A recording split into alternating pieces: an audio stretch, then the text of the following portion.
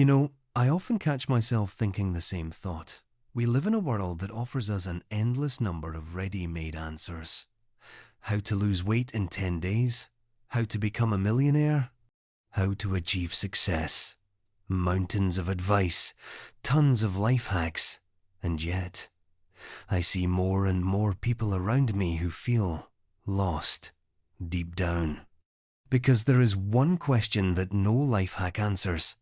A question that each of us asks ourselves over and over again, sometimes without even realizing it. A question that goes like this: how do I do the right thing? Not the convenient thing, not the profitable thing, but the right thing.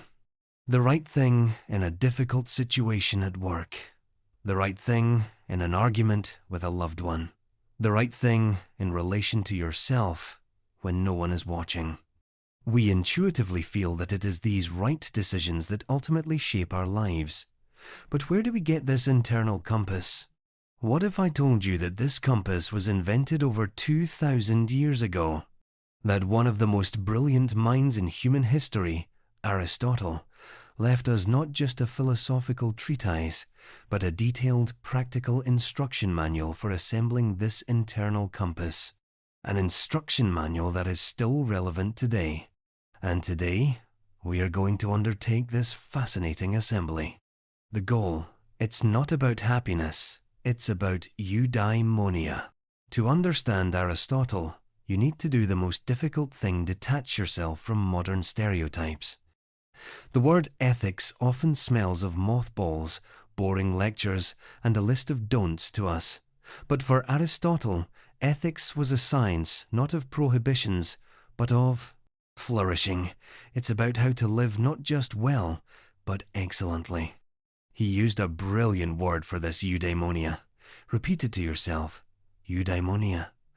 It's not that momentary hooray we feel when we get a like or a promotion. No. Eudaimonia is something much deeper and more substantial. It is the flourishing of the human soul in all its fullness. It is a state where you, like a musical instrument, are perfectly tuned and produce the most beautiful, purest sound you are capable of, when you are truly excelling at being human. Aristotle, like a brilliant engineer, asks the question: what is the function of a human? A knife's function is to cut, an eye's function is to see, and a human? Our unique function, he believed, is our capacity for rational activity, guided by reason. And living in accordance with this function, in accordance with virtue, is the very path to eudaimonia. It is not a path to happiness as a final destination. The very process of moving along this path is happiness. The tool, the golden mean. So, we come to the heart of the system. What is virtue in the Aristotelian sense? Forget moralizing. Aristotle gives us not a rule, but a tool for calibration. And this tool is the golden mean. Imagine a simple scale. On the left, one vice, a deficiency. On the right, another vice, an excess. And in the middle, not a grey, faceless average, but a peak, an optimum, the highest point of efficiency for your character. This is virtue.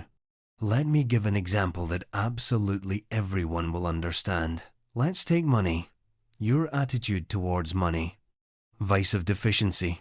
Stinginess. A person who is unable to part with money even when it is necessary. They don't help loved ones. They skimp on everything. Their life is poor not because there is no money, but because there is a fear of spending it. Vice of excess. Wastefulness. Prodigality. A person who throws money around, not seeing its value. They go into debt for momentary whims. Their life is a financial roller coaster. And where is the golden mean? Here it is: generosity. Pay attention, not moderation, but precisely generosity. A generous person is neither stingy nor wasteful. They know how to manage money correctly. They know who, how much, when, and why to give. They spend wisely and joyfully. Their attitude towards finances is excellent. Do you see the genius of it? Aristotle doesn't say, Always share your money. He says, find the right formula for your financial actions. And this formula will be different for everyone, but it will be within this range between stinginess and wastefulness. Let's take another example, very relevant for us communication on social media. Deficiency, withdrawal, non-participation. A person does not express themselves at all, does not share thoughts, is afraid to speak up. Excess, trolling, aggression, dumping all one's emotions on the public without a filter, constant arguments, rudeness. Golden mean, sincerity and tact. The ability to express one's opinion respectfully and with reasoning. The ability to maintain a dialogue without descending into a squabble. The ability to be oneself while taking the audience into account. See? This is a ready-made algorithm for content creators, community managers, for all of us. The mechanism, how character is forged. Now for the most important practical question. How do you become such a person? How do you achieve this golden mean? And here, Aristotle delivers his, perhaps, most famous phrase. We are what we repeatedly do. Excellence, then, is not an act, but a habit. Let's think about that. You don't become strong by lifting a barbell once. You become strong by going to the gym for months. You don't become a virtuoso guitarist by learning one chord. You become one by playing for several hours a day. It's exactly the same with character. Courage is not a single feat. It is the habit of acting courageously in small things, saying I disagree in a meeting where everyone is nodding. Politely but firmly answering a rude person on the subway, taking responsibility for a small mistake, instead of hiding it. Honesty is not about never having told a lie in your life. It is the habit of being honest in small things. Returning the change if the cashier made a mistake in your favor, admitting your true, not your convenient feelings to yourself. Each such small act is like a training example for a complex machine learning algorithm in your head. You are literally programming your character.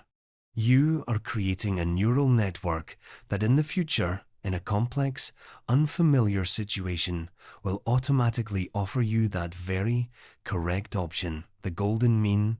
Practice. Let's apply the algorithm to a real problem. Theory is wonderful, but let's come down to earth.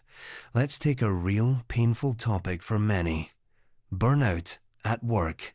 Perfectionism. Imagine, your deadlines are tight. The project is complex. You're tired, but an inner voice whispers, make it even better. Double check it for the 5th time. Everything must be perfect. Let's apply our Aristotelian algorithm. Step 1. Define the virtue. What is the main virtue here? At first glance, diligence, striving for quality. But let's dig deeper. What is burnout? It's an imbalance. So, we need a virtue responsible for balance. This is temperance. Temperance is not about working carelessly. It's about finding the optimum between work and rest. Step 2. Find the vices. Vice of deficiency, lack of diligence, quitting work, doing it poorly, slacking. Result: guilt, poor results, a ruined reputation. Vice of excess, that very perfectionism. Driving yourself to exhaustion, redoing already good work, sacrificing sleep, health, relationships. Result: burnout, hatred for the project, somatic illnesses. Step 3. Find the golden mean sound professionalism. This means doing the work with quality, on time, but without fanaticism. Setting clear timeframes for yourself. At the end of the day, saying, that's enough for today, and turning off the computer. Realizing that perfect is the enemy of good. Allowing yourself to be not perfect, but a good enough professional who takes care of their main tool themselves. See? The algorithm doesn't give you a pill. It gives you a coordinate system. It helps you diagnose the problem yourself and find a way out. Your turn. A practical task. Right now will be the most important moment of this conversation, the moment we move from theory to practice. I can talk for hours, but the real magic will only begin when you try this algorithm on yourself. So, I want to give you some homework. It's not difficult. I ask you to become a researcher of your own life for one day. Think of one situation from the past week where you felt internal discomfort, where you doubted whether you acted correctly. Maybe you snapped at your child, or, on the contrary, remained silent when you needed to speak up, ate an extra piece of cake, put off an important task. Now analyze it like an Aristotelian. Name the virtue. What was involved? Patience? Honesty? Self-discipline? Identify the extremes. What would an action driven by deficiency look like, and one driven by excess? Design the golden mean. What would an excellent action have looked like in that situation? And I really ask you, share your findings in the comments. Don't be shy. Don't be afraid that it will sound wrong. We are all students here. Let's create a unique knowledge base, not of dry theory, but of living, real experience in applying Aristotle's wisdom in the 21st century. Your experience could become a hint and a revelation for dozens of other people. In conclusion, your life's project. And so, step by step, we approach the very essence. Aristotle's virtue ethics is perhaps the most humane and respectful approach to life ever created. He doesn't say, "Here are 10 commandments, follow them or be punished." He says something much more profound. Within you lies the potential for greatness. Greatness not in the eyes of the world, but in the quality of your own character, and I give you the tools to unlock this potential. Every conscious choice you make towards the golden mean is another strike of the chisel on the marble block. At first, you don't see the result. Then the first contours appear, and one day, looking back, you realize that for many years you have been busy with the most important project of your life, a project called your best self. And this project will never be completed, and that is its beauty. Flourishing is not a finish line. It is the running itself. It is the quality of your path. If this conversation was useful to you, and you want to continue exploring the most powerful ideas that can transform your life and thinking, be sure to subscribe to the channel and hit the bell. Ahead of us are Stoicism, Zen philosophy, Jungian psychology, and much more. All classical and modern wisdom translated into the language of practice. Thank you for being here today. Remember, your character is not a given. It is a garden you cultivate every day. May your harvest be plentiful. See you next time.